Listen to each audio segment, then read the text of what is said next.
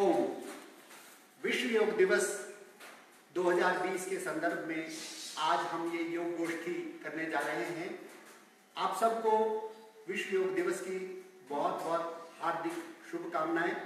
पूरा विश्व आपके साथ भारत को योग का विश्व गुरु मानते हुए आपके साथ योग कर रहा है और योग की महत्ता को समझते हुए आज विश्व ने मान लिया कि भारत से दी गई ये योग की विद्या हम सब के लिए आवश्यक है। हम जानते हैं कि योग भारतीय संस्कृति और परंपरा की एक अमूल्य धरोहर है। योग के माध्यम से ऋषि मुनियों ने हमारे समाज के व्यक्ति के विकास के लिए योग की विधियां हमारे लिए स्थापित की और धीरे धीरे ये हमारे जीवन का अंग बनती गई। कालांतर में आपने देखा होगा कि भगवान कृष्ण ने भी योग को बड़ी महत्ता दी। उन्होंने तो कहा तपस्विभ्यो अधिको योगी ज्ञानिभ्यो मतो अधिका कर्मिभ्यो अपि अधिको योगी तस्मात् योगी भव अर्जुना। अर्जुन को कहा कि भाई योगी सबसे बड़ा होता है, महत्वपूर्ण होता है। एक बार योगी हो गए तो आपके जीवन का संदर्भ ही बदल जाता है। आपकी क्षमताएं, ऊर्जाएं, आप में संयम, आपके अहंकार दूर हो जाते हैं। संयम से आप बड़े हो जाते हैं, इसलिए आपकी समझ बढ़ जाती है, आपका विवेक बढ़ जाता है। इसलिए आपको योग करना चाहिए।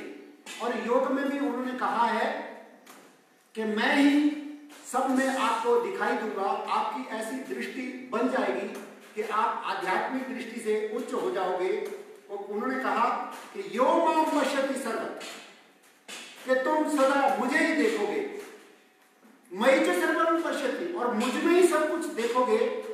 तस्याम अहम न प्रणश्यामि स च मे न प्रणश्यति, अर्थात उसको ना तो मैं भूलता हूं, उसको ना मैं नकारता हूं, उसको मैं हमेशा अपने साथ रखता हूं, उसका साथ कभी ना छोड़ता हूं और वो भी मेरा साथ कभी नहीं छोड़ना। इसलिए योगी बनना आवश्यक है। योग की महत्ता बताते हुए उन्होंने कहा योगः कर्मसु कौशलम। योग क्या है? योग जीवन में कौशलता लाता है। जो भी कार्य, जो भी क्रियाकलाप हम करते हैं उसमें कुशलता आ जाती है। और अंत में उन्होंने कहा समत्वम योग उच्यते। योग क्या है? योग व्यक्ति को समत्व में ले जाता है, उसको संश्लिष्ट बनाता है, उसका आत्मोत्थान से उसका राष्ट्रोत्थान तक ले जाता है, मानवोत्थान तक ले जाता है। और आज देखो योग के माध्यम से विश्वोत्थान की बात हमारा भारत कर रहा है। आज के दिवस में कुछ योग की पद्धतियां हैं, उस पर हम विचार करेंगे। योग में अष्टांग योग अर्थात योग के 8 सीढ़ियां हैं। यम, यम क्या है? यम है अपने लिए कि अहिंसा, सत्य, आस्तेय, अपरिग्रह और ब्रह्मचर्य, ये यम है। ये 5 गुण अगर हमने अपने आप में पक्के कर लिए, इनको साध लिया, तो फिर हम दूसरी पौड़ी चढ़ने के लिए, योग की दूसरी पौड़ी चढ़ने के लिए सक्षम हो जाते हैं। और दूसरी पौड़ी है नियम। अब नियम क्या है? नियम को अपने जीवन में साधना, धारण करना, वो है शौच, संतोष, तपः, स्वाध्याय, ईश्वर प्रणिधारणी। अर्थात शौच पवित्रता, अंदर बाहर से, संतोष जो कुछ प्रभु ने दिया है उसमें संतोष रखना, वो पर्याप्त है मेरे लिए। जो मेरे पास संसाधन दिए हैं प्रभु ने, उस प्रभु का धन्यवाद करते हुए उन्हीं संसाधनों में अपने आप को प्रसन्न रखना। तपः, तपः का मतलब हर चीज के लिए विकल्प नहीं करना, संकल्प के साथ उसको पूरा करना। इसको अरे को मैंने करना है तो कर ही देना। स्वाध्याय अर्थात लगातार उस परमपिता परमेश्वर के रहस्य को जानते रहना और ज्ञान को गुरु से, पुस्तकों से, योग से, जहां से भी ज्ञान मिले उसको लगातार प्राप्त करते रहना। और तपा, स्वाध्याय, ईश्वर प्रणिधान। ईश्वर प्रणिधान का मतलब है ईश्वर को ही सर्वोत्तम मानना, ईश्वर के और वेद के मार्ग पर चलना। संश्रुतेन गमे मही माश्रुतेन विराधिशी, अर्थात आइए हम वेद मार्ग पर, शास्त्र के मार्ग पर और योग मार्ग पर आगे बढ़े और योग मार्ग का, वेद मार्ग का कभी भी हम विरोध ना करें या उसकी अनुपालना से पीछे ना हटे। अगला फिर अगर यम और नियम की सीढ़ियां पार हो गई तो फिर हमारा आसन, आसन से हम अपने आप को अगले सीढ़ियों के लिए तैयार करते हैं। स्थिर सुखम आसनम, ऐसे आसन सिद्ध करते हैं हम प्राणायामों के, आसनों के माध्यम से, जिससे हमारे शरीर में सुखपूर्वक अनंत समय से ध्यान पूर्वक बैठने की क्षमता बन जाए। फिर प्राणायाम, प्राणायाम से अपने शरीर को ईश्वरीय ऊर्जा से रेगुलेट करना। ईश्वरीय ऊर्जा से ही हमारा शरीर चलता है। शरीर में जब वो प्राण रूपी ऊर्जा का क्षय हो जाता है, कमी हो जाती है, तो हमारे शरीर में अनंत रोग आते हैं। उन रोगों से निपटने के लिए हमको प्राणायाम करते हुए अपने भीतर ऊर्जा को, प्राण ऊर्जा को अपने अंदर संपुष्ट करना, रेगुलेट करना, उसको व्यवस्थित करना। प्राणायाम से जब हम आगे बढ़ गए, क्योंकि प्राणायाम हमें आगे की तरफ ले जाता है। प्राणायाम हमको नियमित करते हुए, प्राणायाम करते हुए व्यक्ति जब अपने आप को स्थायी कर लेता है, समत्व में आ जाता है, तो फिर उसकी प्रत्याहार की क्षमता बढ़ती है। प्रत्याहार का मतलब होता है इंद्रियों के को, जो हमारी बहिर्मुखी होती है, इंद्रियां बाहर के संसार में लगी होती है, उसको अंतर्मुखी करना, बहिर्मुखी से अंतर्मुखी करना। तब वो इंद्रियां हमारी कमजोरी नहीं, वो हमारी शक्ति बन जाती है। तो जब प्रत्याहार हो गया तब हमारी धारणा मजबूत हो जाती है। धारणा क्या है कि जब हम एक जगह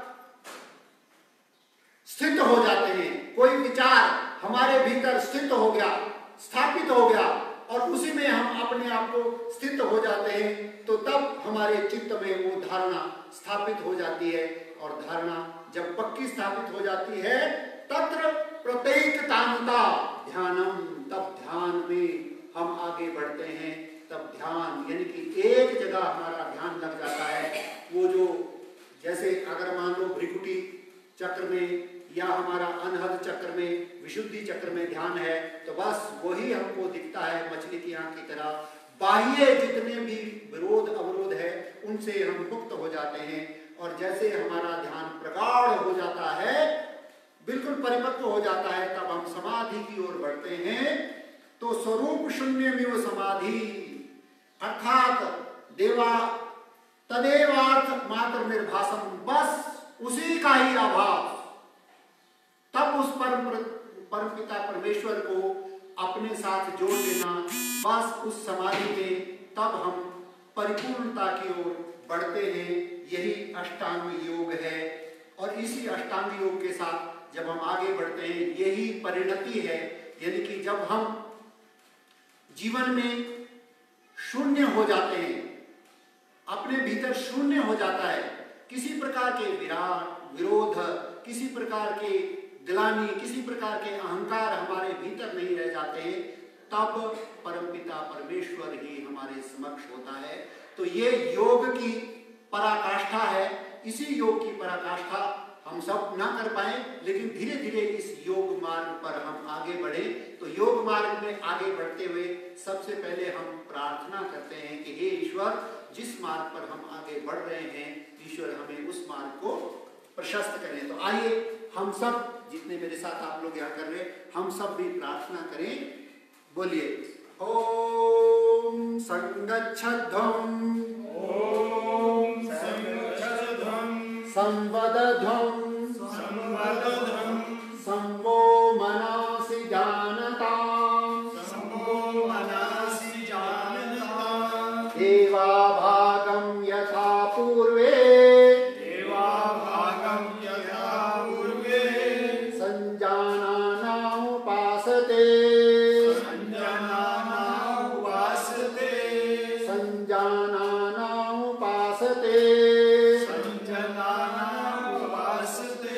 अर्थात हम सब मिलकर योग मार्ग पर आगे बढ़े, अध्यात्म मार्ग पर आगे बढ़े, कर्म योग की दिशा में आगे बढ़े, ज्ञान योग की दिशा में आगे बढ़े और सबके साथ मृदु व्यवहार करते, मृदु वाणी बोलते हुए, सबको प्रसन्न रखते हुए हम इस योग मार्ग पर आगे बढ़े और हम सब समचित्त हो जाएं। उस योग मार्ग पर, अध्यात्म मार्ग पर हमारे चित्त एक दूसरे से मिले हों, जैसे हमारे पूर्वज किया करते थे। और हम प्रभु से प्रार्थना करें कि हे प्रभु, हमारी ये साधना, हमारी ये प्रार्थना हमारे योग में उतर जाए, हमारे जीवन में उतर जाए। आइए ओंकार का ध्यान करें। वो परम पिता परमेश्वर जिसका वाचिक रूप ओंकार है, हमारे योग दर्शन में कहा गया है तस्य वाचिकः प्रणवः। उस परम पिता परमेश्वर का कोई अगर वाचिक रूप है, कोई शब्द रूप है, ध्वनि रूप है तो ओंकार है। तो ओंकार और गायत्री की का ध्यान करते हुए हम योग करते हैं। तो आइए एक बार ओम का उच्चारण करें और फिर ओंकार में ही एकाग्र हो जाएंगे। लंबा गहरा श्वास भरें।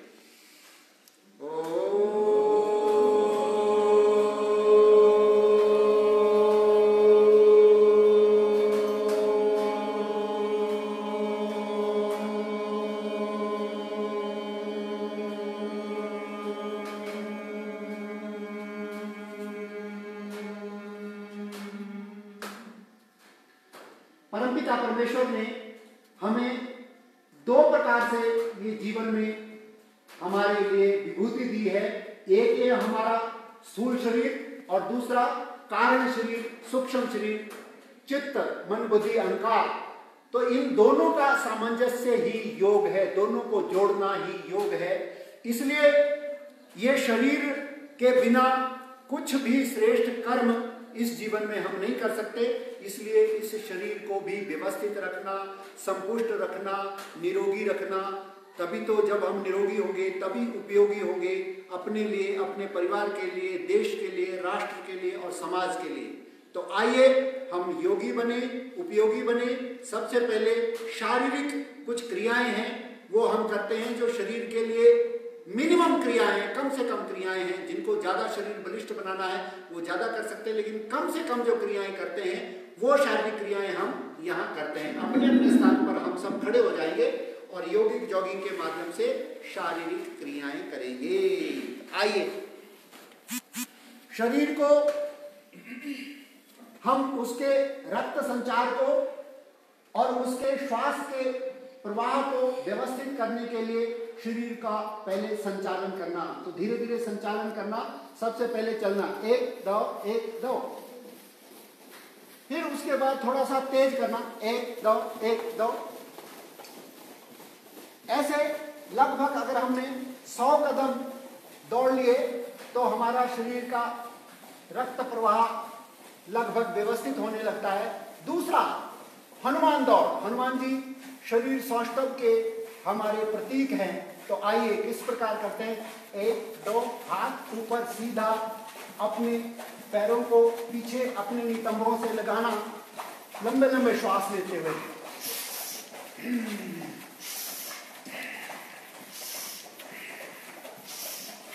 गति बढ़ा सकते हैं, समय कम हो तो गति बढ़ाते हुए आगे जाना। तीसरा प्रयोग 1 2, अपने घुटने को छाती से लगाना। देखो ये यौगिक क्रियाएं हैं, यौगिक व्यायाम है। इस यौगिक व्यायाम में ध्यान हमारा भीतर लगा रहना चाहिए और शरीर की हर प्रक्रिया को, हर क्रिया को, हर चेष्टा को श्वासों से जोड़ना, पूरा ऊपर ले जाना घुटने को। ये 3 प्रयोग हो गए। चौथा प्रयोग हमारी जंघों के लिए अर्ध बैठक 1 2 1 2 1 2 1 2। जंघों पर ध्यान देना। हमारे जानु, घुटनों के जोड़, हमारे ऊरू संधि और हमारे ये जो पैर के टखने हैं ये मजबूत हो रहे हैं। रीढ़ की हड्डी का भी व्यायाम हो रहा है। हमारी टांगों की मसल्स एक्टिवेट हो रही है। ये हमारी शक्ति बनेगी, हमारा कभी भी भार नहीं बनेगी। अगला प्रयोग टांगों के लिए टांगों की मसल मजबूत हो तो हमारा क्रियाकलाप ठीक चलेगा। आगे हाथ कर लेना। एक पर दाईं टांग पर झुकना, जितना झुक सके। 1 2 3 4, जो पूर्ण बैठ सके पूरा बैठ। 5 6 7 8 9 10 11 12, ऐसे 15-20 बार कर लेंगे तो हो जाए। अगला प्रयोग यहीं से ही हम करेंगे। ये बहुत अच्छा आसन है। पहले दाईं ओर करेंगे, दाईं ओर मुड़ेंगे, अगली टांग को मोड़ना, अगली टांग को मोड़ना और पिछली टांग को सीधा रखना।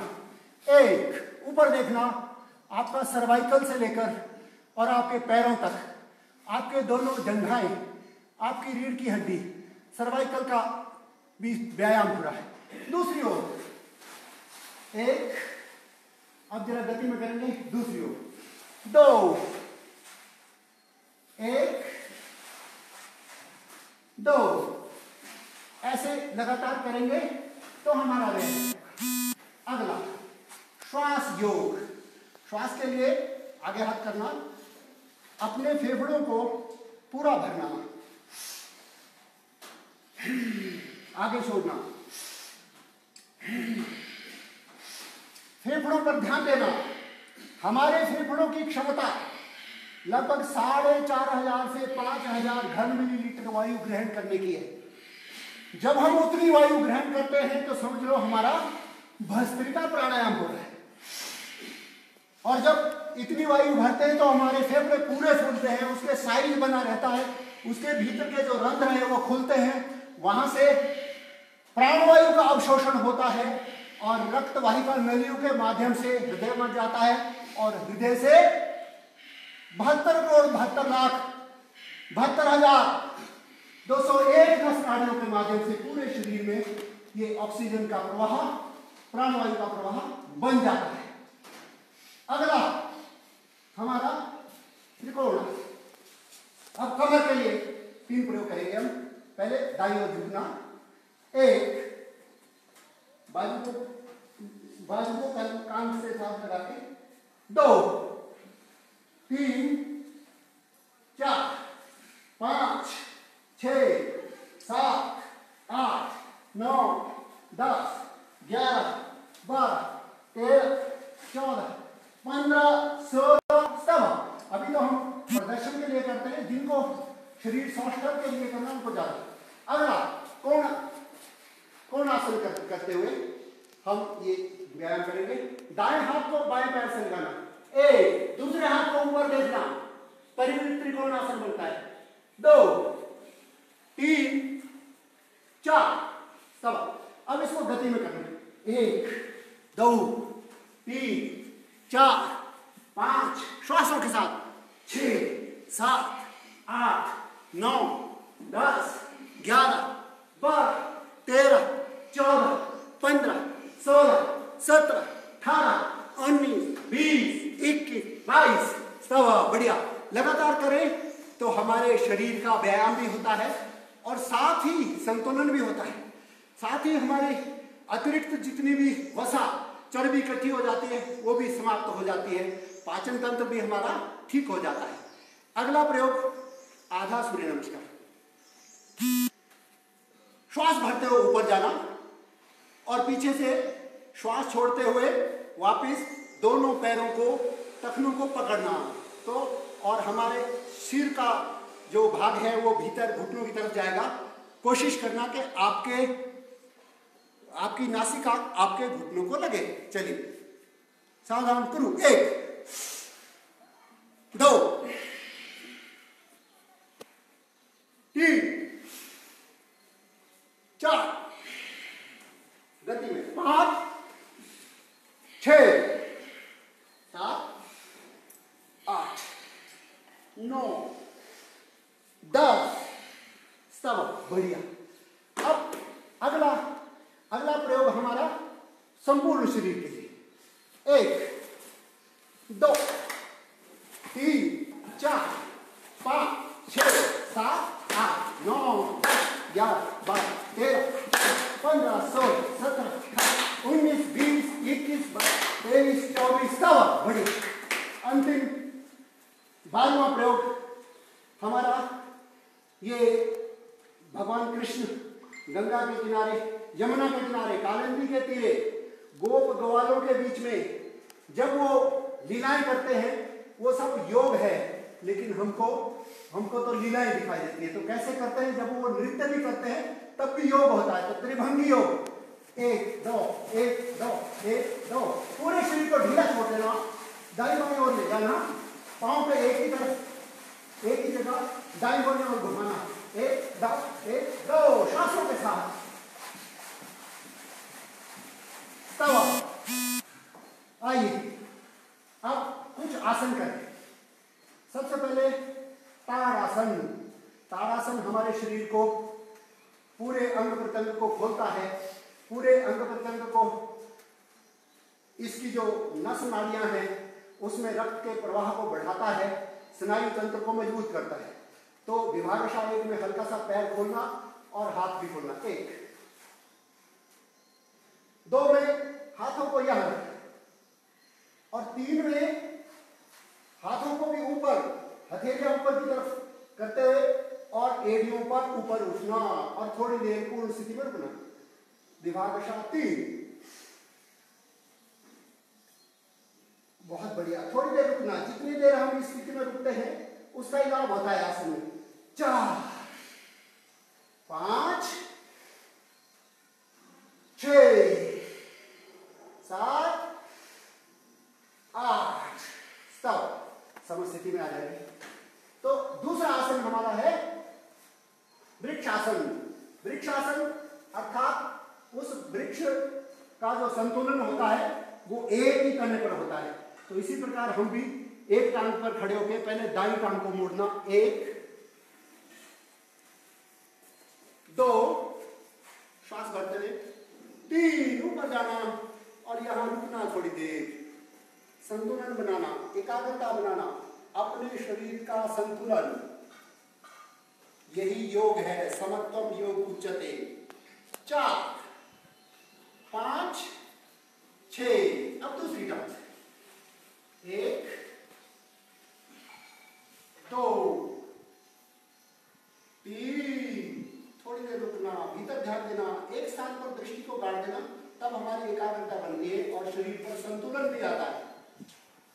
और देखो, योगी का अपने शरीर और मन पर नियंत्रण चाहिए, तो वो नियंत्रण आता है।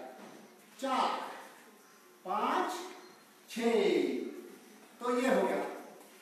अगला आसन, आज के हमारे जो योग का प्रोटोकॉल है भारत सरकार का, योग आयोग का, उसमें भी यही आसन है, इसलिए आज हम इन्हीं आसनों पर विशेष ध्यान देंगे। अगला आसन है हमारा अर्धचंद्र आसन, अर्धचंद्र कटिचंद्र आसन। कटी को अर्धचंद्र के समान बनाना, 1 में पैर खोलना और हाथों को पीछे कमर पर रखना, 1, और श्वास भरते हुए पीछे झुकना, 2। जितना झुक सकते हैं। जिनको हार्निया है या माताएं बहनें हमारी गर्भावस्था में है या पीरियड्स में है, मासिक धर्म में है, वो इसको ना करें। 2, एक बार फिर, 1 2, चलिए अगला आसन त्रिकोण आसन हमने कर लिया। पाद हस्त आसन। पाद हस्त आसन में दोनों हाथ ऊपर ले जाना, 1 2, दोनों पैरों को छूना, दोनों पैरों को छू लिया, 3 ऊपर, 4 वापिस। चलिए आइए अब बैठे आसन करते हैं। बैठे आसन में हम दंड आसन स्थिति में बैठ जाएंगे, 1 2, दंड आसन स्थिति में बैठ गए। तो दंड आसन की स्थिति में बैठ के हम पहला आसन करेंगे भद्रासन। भद्र का मतलब होता है श्रेष्ठ पुरुष, सुसंस्कृत व्यक्ति। तो आइए पहले दाईं टांग को मोड़ना, 1 2, और बिल्कुल निकट ले आना, अपने मूलाधार को टच करते हुए आपकी एड़ियां, और सीधे बैठना, ध्यान भीतर की ओर परमपिता परमेश्वर से प्रार्थना करना हे परमेश्वर, मुझ में भी आप जैसी भद्रता आ जाए, कभी भी रोष, क्रोध, आवेग मुझ में ना आए, अहंकार मुझ में ना आए, ऐसी प्रार्थना करना। और इससे आपके एक तो मूलाधार से संबंधित जितने भी रोग हैं, माताओं बहनों में गायनी प्रॉब्लम और भाइयों में प्रोस्टेट की समस्याएं आती है, मूत्रकृच्छ की समस्याएं भी आती है, उनसे हमारे को इसमें मुक्ति मिलती है। और साथ ही हमारी सीधे बैठने की, अगर साधना के लिए सीधे बैठना है, सत्संग में सीधे बैठना है, तो उसकी क्षमता भी बढ़ती है। आइए वापिस दूसरा आसन, अगला आसन हमारा वज्रासन है। वज्रासन में दाईं टांग को पीछे मोड़ना, बाईं को पीछे मोड़ लेना, दोनों टांगों को मोड़ लिया, पैर की एड़ियां बाहर की तरफ, पंजे एक दूसरे के ऊपर क्रॉस होके और बीच में एड़ियों पर बैठना, सीधे बैठना। ये आसन बहुत श्रेष्ठ है। इस आसन में आप योग प्राणायाम के लिए भी बैठ सकते हैं। और विशेषकर जब आप भोजन करते हैं, भोजन के पश्चात आपको इस आसन में कम से कम 5 मिनट, 2 मिनट, 3 मिनट जरूर बैठना चाहिए, क्योंकि उससे हमारा पाचन तंत्र एकदम सक्रिय हो जाता है और हमें किसी भी प्रकार की पाचन संबंधी रोग नहीं रहते, क्योंकि ये जो पिंडलियां हैं ये हमारी आंतों से, बड़ी आंतों से जुड़ी होती है। आइए यहीं से हम उष्ट्रासन करें। उष्ट्रासन में विभागशः 1 में ऊपर उठना घुटनों के बल, 2 में अर्धउष्ट्रासन, 2 में पीछे हाथ रखना और 3 में पीछे झुकना। 3 आपके थायराइड के लिए, सर्वाइकल स्पॉन्डिलाइसिस के लिए और आपके लंबर स्पॉन्डिलाइसिस के लिए, आपके अगर रीढ़ की हड्डी में समस्याएं हैं, कमर में समस्याएं हैं, स्लिप डिस्क की समस्याएं हैं, उसके लिए बहुत अच्छा है। आपकी मसल्स को भी मजबूत करता है। पर हाँ, जिनको हार्निया हो, कोई निकट में ऑपरेशन हुआ हो, वो इसको ना करें। 3 वापस आए। ये अर्धउष्ट्रासन हुआ। पूर्ण उष्ट्रासन के लिए थोड़ा सा और प्रयास करेंगे, जिनसे हो पाएगा तो उनको भी प्रयास करना चाहिए। विभागशः 1,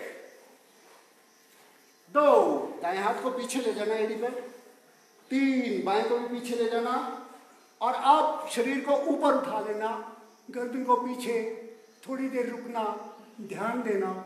इसके भी लाभ वही है जो हमने अभी उष्ट्रासन के समय बताए थे, लेकिन ये और ज़्यादा अच्छा है, और ज़्यादा लाभ देने वाला है।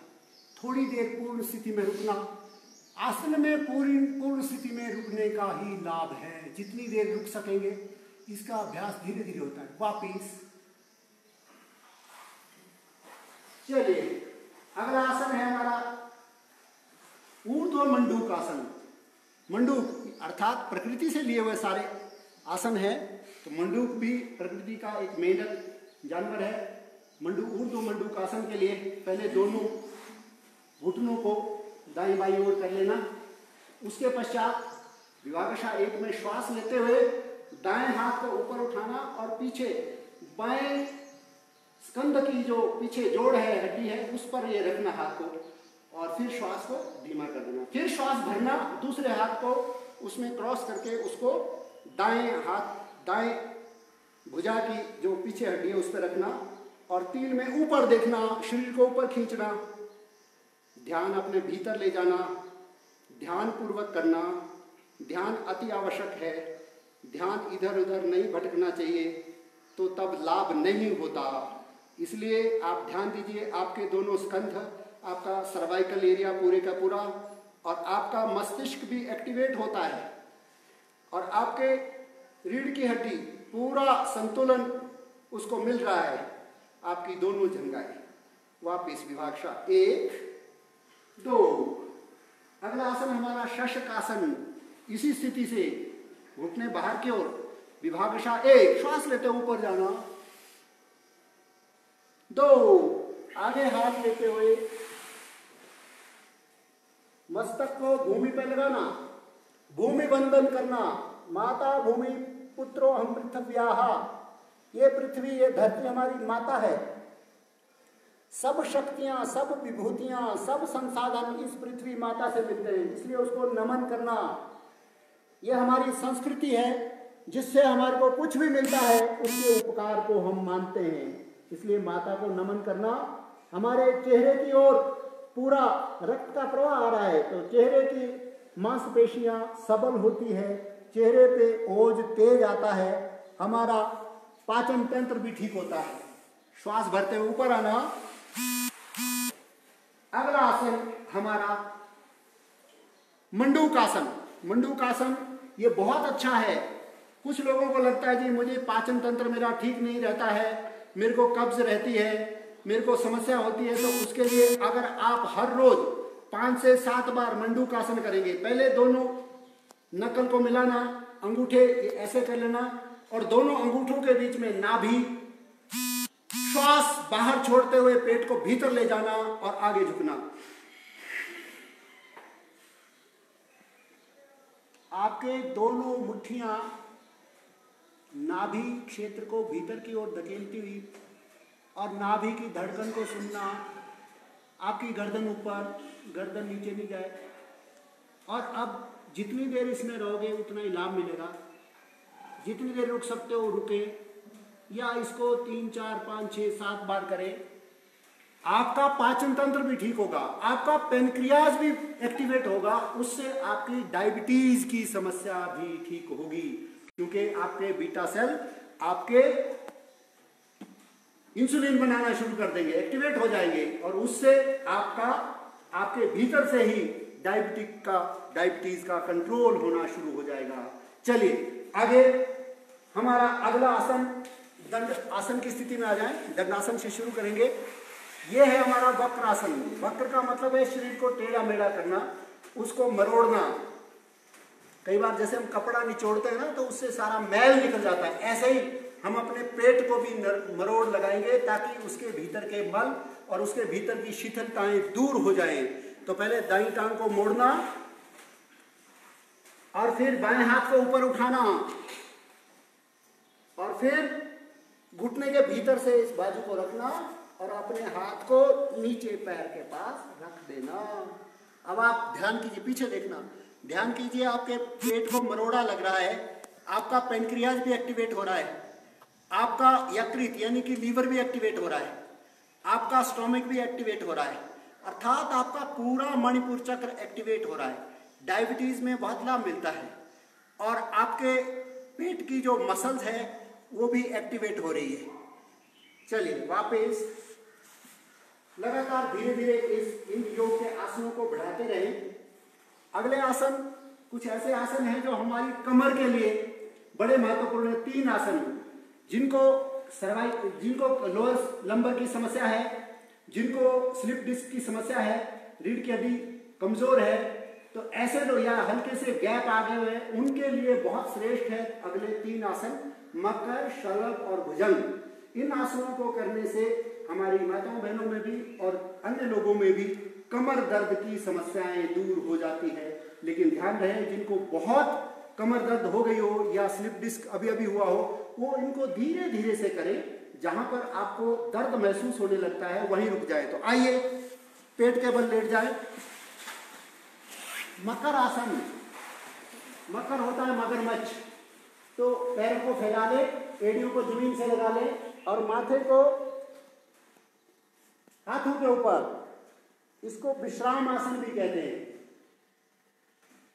कई बार हम थक जाते हैं किसी काम करते करते, अगर आप 5 मिनट भी इस आसन में लेट गए तो आपका घंटों भर का श्रम 5 मिनट में आपको शिथिल कर देगा, विश्राम में लाएगा, सारी थकान दूर हो जाएगी। और फिर दोनों पैरों को जोड़ लेना, दोनों पैरों को एक एक करके हिलाना, 1 2, हाथों को थोड़ी के नीचे रखते हुए सहारा लेना, 1 2 1 2।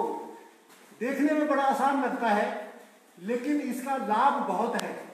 आपके लोअर लंबर के एरिया को बहुत अच्छा व्यायाम दे रहा है, सहज दे रहा है और आपके इसमें अगर कोई विकृति आई है तो उन विकृतियों को सहजता से दूर कर रहा है। दूसरा, अगर और अच्छा करना चाहते हो तो दोनों पैरों को एक साथ कीजिए, 1 2 1 2 1 2 1 2 1 2। तो ये बहुत बढ़िया। दूसरा, कमर के लिए भुजंगासन, दोनों पैरों को जोड़ लेंगे, दोनों हाथों को अपनी छाती के दाईं बाईं ओर और श्वास भरते हुए ऊपर उठना, नाभि क्षेत्र तक के शरीर को उठाना, 1 ऊपर देखना और ध्यान देना जहां जहां भी मेरे शरीर में स्ट्रेस आ रहा है, एक्टिवेशन हो रही है, आपकी कमर व्यवस्थित हो रही है। 2 3 4 5 6। ऐसा आप कई बार कर सकते हैं। धीरे धीरे करना और बाद में जब ठीक होने लगे तो और तेजी से करना। भुजंगासन का ही दूसरा स्वरूप है, पैरों को खोल लेना, तिर्यक भुजंगासन, ऊपर उठना, दाईं ओर से अपने बाएं पैर को देखना, 1 2 नीचे आना, 3 4 पीछे, अब दूसरे पैर को देखना। ये तिर्यक भुजंगासन है। एक बार फिर करेंगे, 1 2 3 4। अगला आसन है हमारा शलभासन। दोनों हाथों को अपने थाइस के नीचे, जंघाओं के नीचे से सपोर्ट देते हो, ऊपर की ओर हथेलियां, दोनों पैरों को मिला लेना। जिनके कमर में बहुत दर्द हो वो एक एक से टांग से कर सकते हैं। जैसे पहले दाईं टांग को ऊपर उठाना, 1 सीधा, घुटनों से मोड़ना नहीं, 2 3 सीधा, 4 5 6। कमर के सारी समस्याओं को दूर करता है। और जिनको जल्दी ठीक करना है, जिनको बहुत समस्या नहीं, कमर को और मजबूत करना है, तो दोनों पैरों से करेंगे। कैसे, 1 सीधा रखते हुए उठाना ऊपर, 2 ऐसे ही 3 बार 4 बार 5 बार हम कर सकते हैं। तो ये दूसरा प्रयोग है शलभासन का। दूसरा प्रयोग, दोनों हाथों को पीठ पर रख लेना और अब पैरों को भी उठाना, छाती को भी उठाना, श्वास भरते हुए, 1 थोड़ी देर रुकना। आपकी कमर की में समस्याएं रह ही नहीं सकती।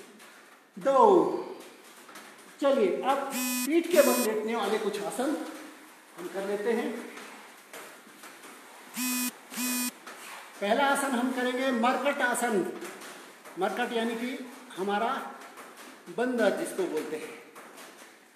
तो दोनों टांगों को मोड़ लेना, 1 2, दोनों हाथों को कंधे की सीध में मोड़ लेना, 1 पर दाईं ओर, 1 दाईं ओर, दोनों घुटने आपस में मिले हुए, दोनों पैर आपस में मिले हुए और आपकी गर्दन दूसरी ओर,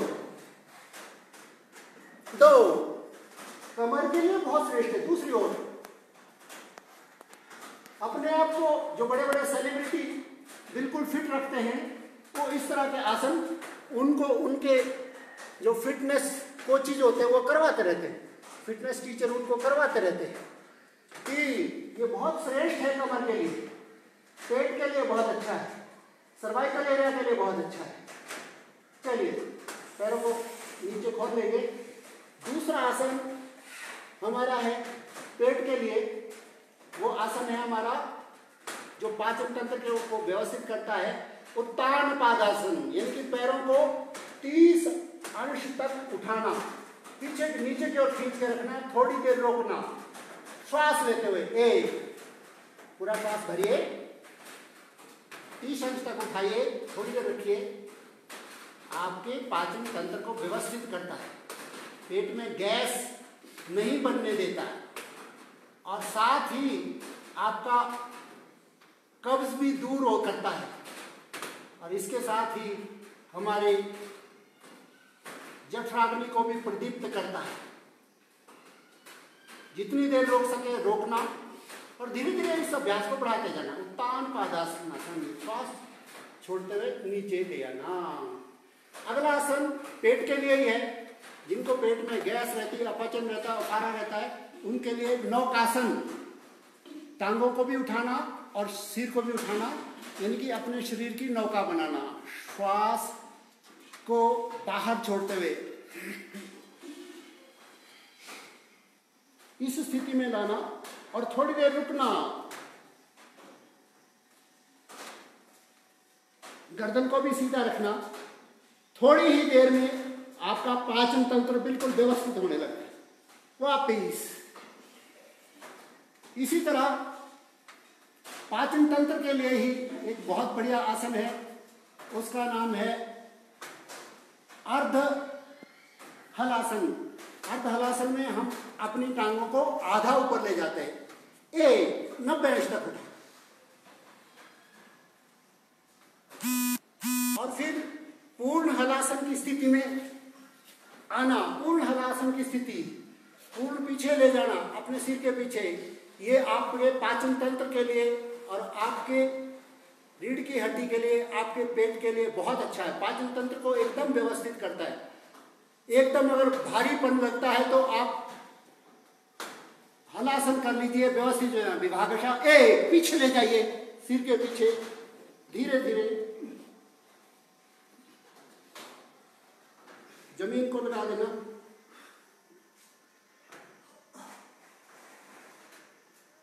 थोड़ी देर रुकना, वापिस। ये पेट के लिए बहुत अच्छे हैं। आपके पेट से संबंधित जितने रोग हैं उनको दूर करता है। इसी तरह आपके थायराइड के लिए, आपकी आंखों के लिए और आपके तंत्रिका तंत्र को मजबूत करने के लिए आपका आसन है, बहुत ही बढ़िया है। सर्वांग आसन। देखो, सर्वांग का मतलब होता है सब अंगों का। विभागशः 1, 2 में दोनों टांगों को ऊपर ले जाना, 2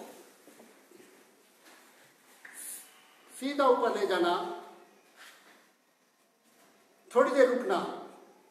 देखो, आपकी आंखों की दृष्टि को बढ़ाता है, कानों के श्रवण की कैपेसिटी को बढ़ाता है, आपके शरीर का संतुलन करता है, आपके थायराइड की समस्याओं को दूर करता है। बहुत श्रेष्ठ आसन है, हर रोज करें और जितनी देर इस आसन में रुके रह सकते हैं उसका अभ्यास करिए। धीरे धीरे वापस आना, 1, 2, वापस। और फिर उसके बाद अगले आसन भी है जो बहुत सारे थोड़े कठिन भी है। चक्रासन है, धनुरासन है, वो भी आसन हम कर सकते हैं, लेकिन ये हमारे लिए। आइए अब अगला आसन करते हैं। पेट के लिए भी बहुत अच्छा है, पवन मुक्त आसन। दोनों टांगों को मोड़ लेना, अपने पेट से लगाना और जंघों को, अपनी टांगों को पकड़ लेना, दोनों हाथ से लॉक कर लेना और श्वास छोड़ते हुए अपनी नासिका को दोनों घुटनों के बीच में।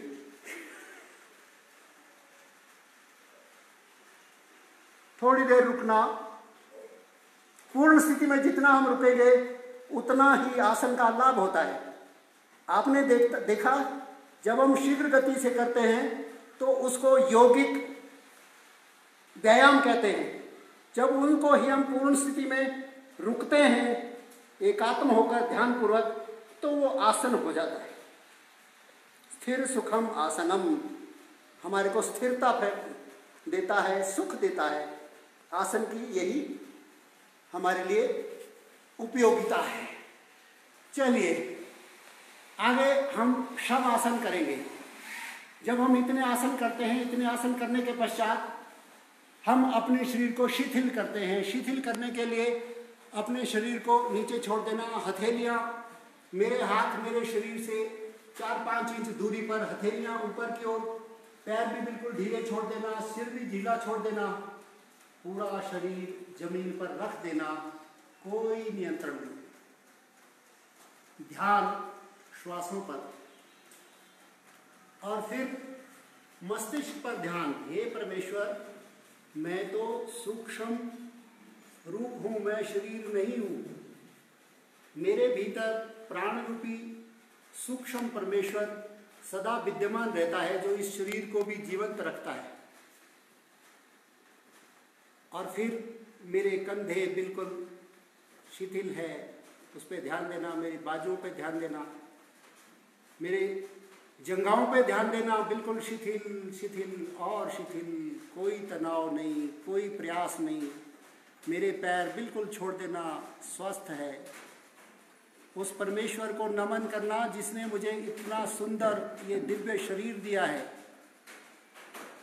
ये शरीर बहुत बहुमूल्य है, इसीलिए हे परमेश्वर मुझे बस ऐसी प्रेरणा दे कि मैं अंतिम श्वास तक इस शरीर को इसी तरह स्वस्थ, निरोगी, उपयोगी बनाए रख सकूं।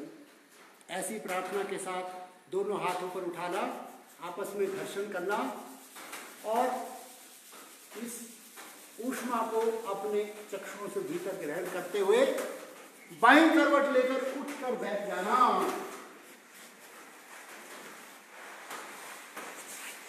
शरीर माध्यम खलु धर्म साधनम। जीवन में अगर कोई भी श्रेष्ठ कार्य करना है तो हमें शरीर को व्यवस्थित रखना होगा। जिनको शरीर के कष्ट हो जाते हैं, जिनका शरीर रोगी हो जाता है, वो किसी प्रकार का भी श्रेष्ठ कार्य कभी कर ही नहीं सकता, नहीं हो सकता। इसलिए शरीर को व्यवस्थित रखना, हमारे ऋषि मुनि भी ऐसा ही करते थे।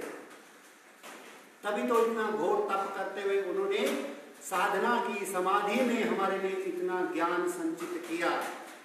आइए हम आगे प्राणायाम की तरफ बढ़ते हैं। अभी तक हम स्थूल शरीर के लिए ये क्रियाएं कर रहे थे, योगी क्रियाएं। अब सूक्ष्म शरीर की तरफ बढ़ते हैं। आइए प्राणायाम की तरफ चलते हैं।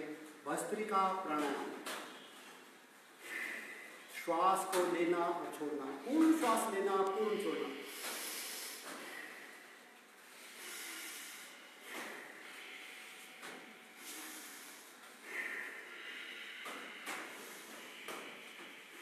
फेफड़ों पर ध्यान देना, मेरे फेफड़ों की जितनी क्षमता है उसको पूर्ण भरना और पूर्ण छोड़ना। जब हम सामान्य श्वास लेते हैं तो उस समय हम केवल 10वां हिस्सा ही फेफड़ों का भरते हैं। उससे मेरे फेफड़े पूरी तरह भरते नहीं है, खुलते नहीं है, फूलते नहीं है। जब फेफड़े पूरे खुलते नहीं, फूलते नहीं, तो उसके भीतर के रंध्र खुलते नहीं, क्योंकि उन रंध्रों के माध्यम से ही ये प्राणवायु, कॉस्मिक एनर्जी जो मैं ले रहा हूं अपने भीतर, उसमें से वो उस प्राणवायु को अवशोषित करने वाले वो खुले रंध्र होते हैं जो केवल और केवल प्राणवायु को, ऑक्सीजन को ही अवशोषित कर भीतर ले जाते हैं। भीतर वो रक्त वाहिनी नलियों से, ब्लड वेसल से जुड़े होते हैं और वो ब्लड वेसल, वो रक्त वाहिनी नलियां उस ऑक्सीजनेटेड ब्लड को, प्राणवान रक्त को हार्ट में ले जाती है, हमारे हृदय में ले जाती है। और आप जानते हैं हमारा हृदय लगातार अहर्निश धड़कता रहता है, कभी थकता नहीं, कभी रुकता नहीं, बड़ा प्रेरक है। और 72,72,10,201 नस नाड़ियों के माध्यम से हमारे भीतर इस ऑक्सीजन का, प्राणवायु का संचार एक एक अनंत कोटि कोशिकाओं तक करता है। कोशिकाएं जब स्वस्थ हो उठती है, कोशिकाएं जब जागृत हो उठती है, कोशिकाएं जब शक्तिवान, ऊर्जावान हो उठती है, तो हमारा शरीर स्वस्थ होता है। तब हमारे शरीर में कोई भी रोग प्रवेश नहीं कर पाते। भस्त्रिका के बाद कपालभाति, ये भी एक प्रमुख प्राणायाम है। कपालभाति क्रिया क्या है? पहले श्वास को, लंबा श्वास लिया, छोड़ दिया और उसके पश्चात श्वासों को छोड़ने पर ही ध्यान देना। झटके से श्वास छोड़ना, 1 सेकंड में एक बार।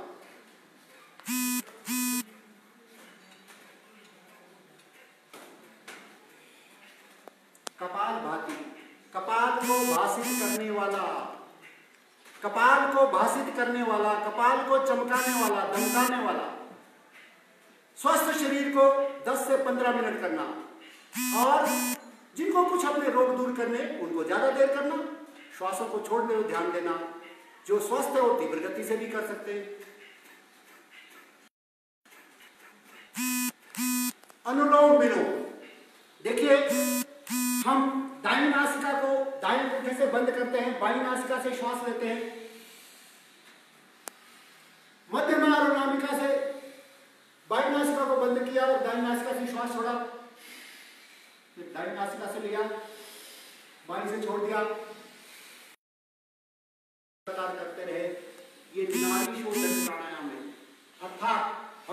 शरीर में 10,210 नस नाड़ियां हैं, उसमें से 3 प्रमुख नाड़ियां इड़ा, पिंगला, सुषुम्ना। बाईं नासिका से श्वास लेते हैं तो इड़ा नाड़ी का जागरण होता है, ये हमारे बाईं मस्तिष्क को कंट्रोल करती है, जो हमारी संवेदनाओं का काम करती है। इसी तरह जो दाईं नासिका को जब एक्टिवेट करते हैं तब हमारी पिंगला नाड़ी व्यवस्थित होती है और इसके माध्यम से हमारा बाह्य मस्तिष्क एक्टिवेट होता है और बाह्य मस्तिष्क हमारे सक्रियता का, हमारे ओज का, जोश का, तेजस्विता का काम करता है। ऐसे हमारा शरीर व्यवस्थित हो जाता है। और फिर तीसरी नाड़ी सुषुम्ना, उसका जागरण होता है, जो हमको आध्यात्मिक उन्नति, जो हमको इसी जीवन में मुक्ति का मार्ग प्रशस्त करती है। आगे आइए, भ्रामरी प्राणायाम। दोनों उंगलियां, तर्जनी उंगलियां माथे पे और तीनों उंगलियों से अपनी आंखों को बंद करना, अंगूठे से कान को बंद करना, मुख भी बंद कर लेना। नासिका से श्वास लेते हैं, ओंकार की ध्वनि, क्योंकि हमारे सारे नासिका, मुख और कान बंद है तो वो ध्वनि हमारे मस्तिष्क में ही गुंजायमान होती है भ्रमर की तरह। तो वो गुंजन हमारे मस्तिष्क की तंत्रिकाओं को झंकृत करती है और उसको एक्टिवेट करती है। तो लंबा गहरा श्वास लें।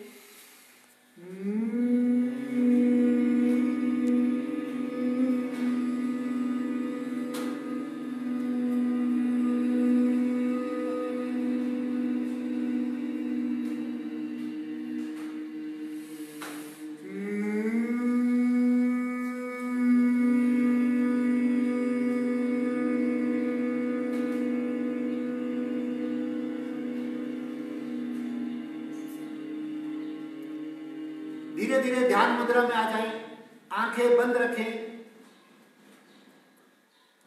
इस प्राणायाम से हमारा मस्तिष्क एक्टिवेट होता है, मस्तिष्क के अवरोध समाप्त हो जाते हैं और हमारी स्मरण शक्ति बढ़ जाती है, विवेकशीलता बढ़ जाती है, ऋतंभरा प्रज्ञा जागृत हो जाती है।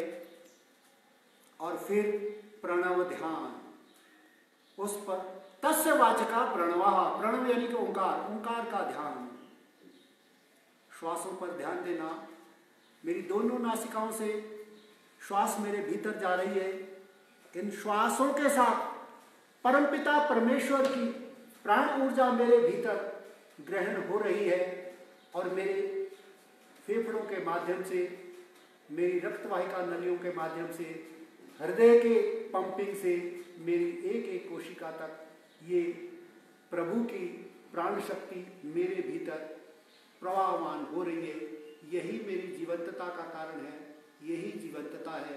बस उस प्रभु का नाम लेना, ओंकार में और गायत्री में ध्यान लगाते हुए जीवन मुक्त हो जाना, अपने अहंकारों से, अपने विकारों से, अपने दोषों से मुक्त होकर नवदा भक्ति में अपने आप को समाहित कर लेना। मेरे भीतर उस प्रभु का प्रकाश विद्यमान हो जाता है। वही प्रभु है जो इस सृष्टि का नियंता है, इसका संचालन करता है। तो इसलिए उसी प्रभु की शरण में हम जाएं। हे प्रभु, हमें अपनी शरण में ले ले। इसीलिए हम गीत भी गाते हैं कि शरण में आए हैं हम तुम्हारी, दया करो हे दयालु भगवन। ऐसी प्रार्थना के साथ उस परमेश्वर का ध्यान करना, ये ध्यान हमें अपने भीतर के व्यक्तित्व को, अपने भीतर के मैं को जगाएगा और उस मैं का परिचय करवाएगा कि ये मैं कौन हूँ। वो ईश्वर ही है जो मेरे भीतर में मैं के रूप में विद्यमान है। मेरा मैं, मेरा अहंकार नहीं है। इसलिए उस परमेश्वर का ध्यान करना और परमेश्वर के अनुरूप ही बनने की इच्छा हम में जागृत हो, ऐसा ध्यान करते हुए दोनों हाथ ऊपर उठाना, घर्षण करके देखना कि उस परमपिता परमेश्वर की वो प्राण ऊर्जा मेरे भीतर विद्यमान है। तभी तो मेरी हथेलियों में एकदम ये ऊष्मा आ गई, ऊर्जा आ गई, ठंडी हथेलियां गर्म हो गई। उस ऊष्मा को, उस ऊर्जा को अपने चक्षुओं के माध्यम से भीतर ग्रहण करना। इसी तरह हम अपने आप को योग में समाहित करते हैं।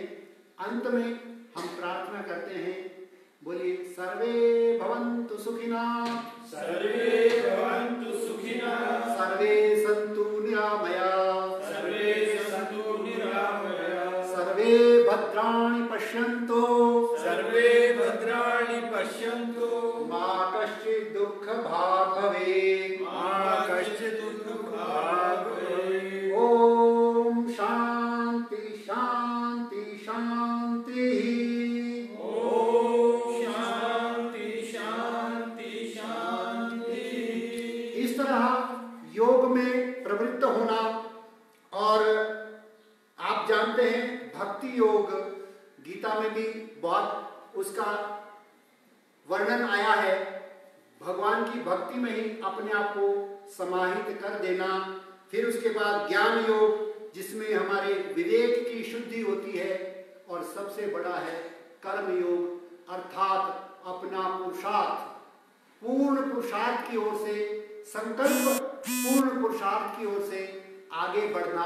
और योग के माध्यम से हम अपने आप को स्वस्थ करते हैं, अपने आप को सशक्त करते हैं, अपने आप को ज्ञान से ओतप्रोत करते हैं, अपने आप को अध्यात्म की ओर प्रवृत्त करते हैं, अपने आप का हम विकास करते हैं, आत्म विकास करते हैं। और योग का साध्य है आत्म विकास के साथ साथ हम समाज का विकास, राष्ट्र का विकास और संपूर्ण मानवता का विकास, मानवता के दुखों को दूर करने की ओर आगे बढ़े।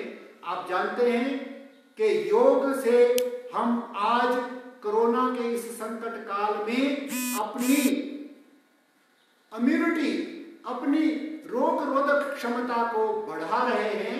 इसलिए जो योग करेगा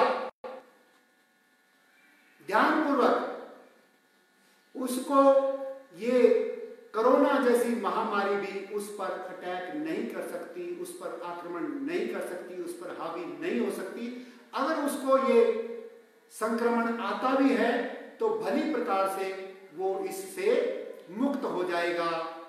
इसलिए आपको पता है कि ये जो कोरोना है हमारे श्वसन तंत्र पर और हमारे जो शक्ति के, शरीर के अंदर शक्ति है उस पर ही आक्रमण करता है। इसलिए हमारे शरीर की अगर इम्यूनिटी ठीक होगी, रोग रोधक क्षमता ठीक होगी, तो हमारा इस संक्रमण से कुछ भी नहीं बिगड़ेगा।